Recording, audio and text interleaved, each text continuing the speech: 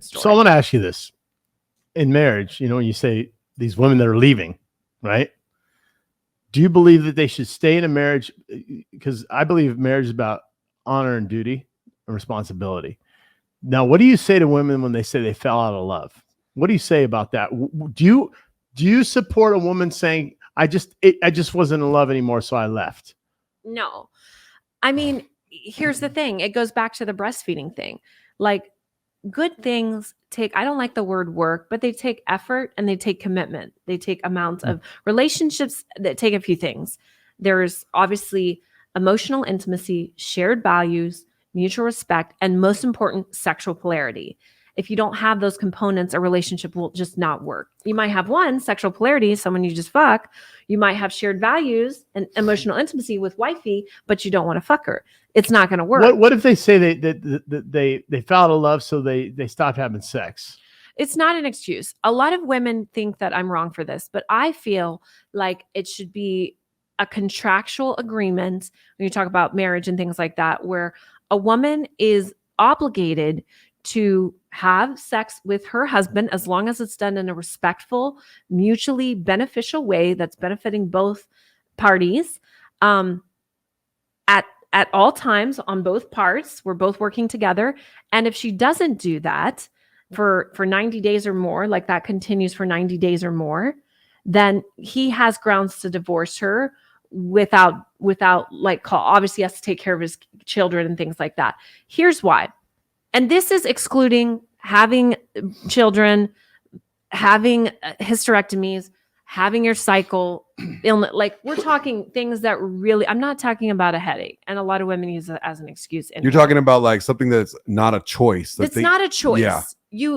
And for some women, their period, because their hormones are imbalanced and they don't know how to do it, which is something I specialize in, is very painful, and they don't want to have sex on it. So despite those things, if a woman isn't meeting her husband's sexual needs, I think that there should be some kind of repercussion for that, simply because you guys have to get up and go to work every single day, regardless of getting your needs met. And for a man's needs, his top need, other than his commitment to a higher power, is sex. It's sex. You guys need sex like you need oxygen. Women need to be seen.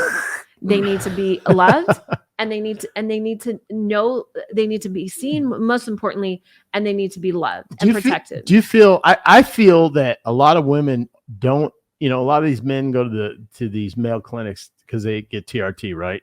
When you're older, I feel a lot of women don't address that, because a lot of women don't realize that they do need testosterone when they get older.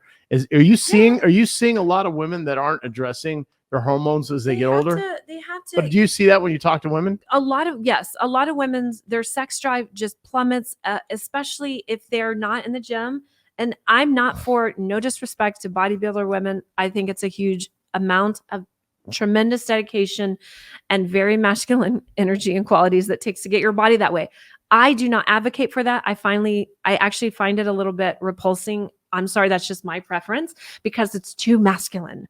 And men, and I used to hate it because. Well, what about bikini competitors? I think that's the fine line for wellness girls.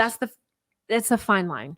When you start looking more muscular or highly, highly defined like a man, my best compliments comes from men who tell me, you're so nurturing, you're so feminine, and you're so soft. And I used to hate it when they'd say I'm soft, because I would work so hard just to get a little tone. But I don't take muscles as masculine. I take it as a way of behavioral issue. I think that when it gets to that point where it's, and you know what I'm talking about, a lot of influencers, this is just me personally, I'm really about creating that sexual polarity of very feminine women and very masculine men, and strong muscles, strong. You know how much testosterone it takes to get that kind of muscle. Right, but I like it when girls work out. I like it when they're fit. I'm not saying I work out, but do I look like? No, I want to see definition. I want to see that's my preference. That's your preference. Right. I'm saying that I think this has gotten a little bit out of control in the bodybuilding community, where women look like men, and it's now that part I don't, shocking. And that's when I talk to these. You're saying you don't want women walking around looking cock diesel. And you know but it's changing their hormones. Oh, yeah, to 100%. build that much muscle, 100%. even that bikini line, it's just very fine line. And then their things start changing. They start getting little tiny penises. That's when they're taking testosterone. I know that, but a lot of these women they're taking Anavar. They're taking certain things. Well, Anavar, test will make that happen. Anavar is so mild that it's not going to. Talking about the micro penis. Yeah, yes, that's gonna be. And listen, a lot of women already have that naturally, and they get surgery, and then you're taking all these hormones to pump that more. A lot of women have extended lips, and a lot of labiaplasty is a very trending. That's not the. No, but I'm saying that that's the labia minora or majora. It could be either one, but the clitoris is a different story. I'm saying that a lot of women even have naturally a bigger clitoris. It could be something that happened when the XY chromosome split. And that's what the tip of the head of the penis is the same as the clitoris, right? That. Which is why I discourage women from having clitoral orgasms. I don't have those. But women can have 3 types of orgasms. No, 11, darling. 11? Yes. Okay, so anal, clitoral, vaginal, and what else? Earl. Well, no, I'm kidding. No. Educate me, because now I sound stupid because because the layman's zones. Hold on. So for the average Joe, we're thinking in terms of like basic bitch level. Which we're one like, did you say again? I said, as far as I knew, women can have a vaginal, a clitoral, and an anal orgasm. And you're saying there's 11. There's 11. Wait, tell me what. Hold on. Tell me what the 11 are. Hold on. This goes into it. Does it work with the erogenous zones, like the 7 or 6 erogenous zones? The erogenous zones is something different as well. I can't tell you all 11. You got to come do some work with me. If you find my content, you'll see them spattered, or come retrieve. Okay, that's fair. But are those the basic ones that everybody's familiar with? Those are the most common ones. But but you did something very broad. You said vaginal. There is so much to the vagina, and we call it yoni in Sanskrit, that people are not familiar. When you say vaginal, what are you referring to?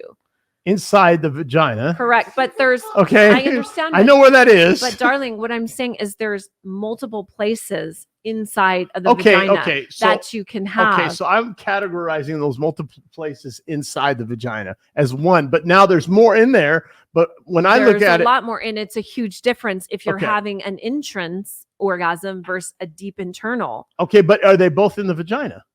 No, one's out, one's in. And what I'm saying if they're out, they're outside. They're in the. I can't believe we're talking about or the entrance. No, I can't. That's the entrance, but is the entrance part of the vagina? Well, it is, but it's also it is also not.